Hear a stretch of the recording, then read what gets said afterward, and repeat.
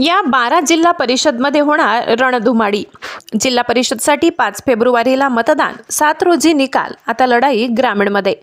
12 जिल्हा परिषद 125 पंचायत समिती निवडणुकीचा कार्यक्रम असा।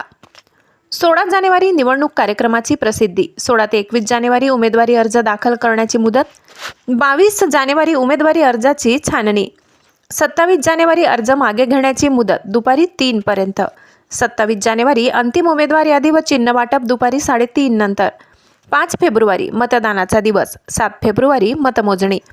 जात प्रमाणपत्रासाठी 6 महिने मुदत। उमेदवाराला त्याचा अर्ज कसा दाखल करता येईल? राजकीय पक्षाच्या मागणीनुसार यावेळी नामनिर्देशन पत्र प्रक्रिया ऑफलाईन पद्धतीने। एक मतदार किती मत देऊ शकतो? प्रत्येक मतदाराला 2 मते द्यावी लागतील, एक जिल्हा परिषदेसाठी आणि दुसरे पंचायत समितीसाठी। जात वैधता प्रमाणपत्राचे काय? राखीव जागेवरील उमेदवारांना जात वैधता प्रमाणपत्र अनिवार्य आहे, मात्र ते नसल्यास पडताळणी समितीकडे केलेल्या अर्जाची पोचपावती देऊन निवडणूक लढविता येईल। निवडणूक आल्यास 6 महिन्याच्या आत प्रमाणपत्र सादर करणे बंधनकारक असेल। या निवडणुकीत प्रचाराचे मुद्दे काय असू शकतात?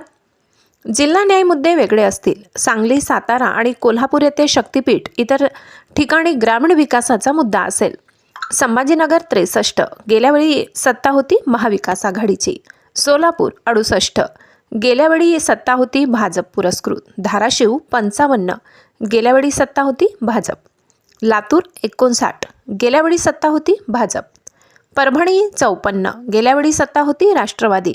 पुणे 73, गेल्यावेळी सत्ता होती राष्ट्रवादी। सांगली 60, गेल्यावेळी सत्ता होती भाजप। सातारा 64, गेल्यावेळी सत्ता होती राष्ट्रवादी। कोल्हापूर 67, गेल्यावेळी सत्ता होती काँग्रेस आघाडी। रायगड 59, गेल्यावेळी सत्ता होती शेकाप। सिंधुदुर्ग 50, गेल्यावेळी सत्ता होती भाजप। रत्नागिरी 55, गेल्यावेळी सत्ता होती शिवसेना।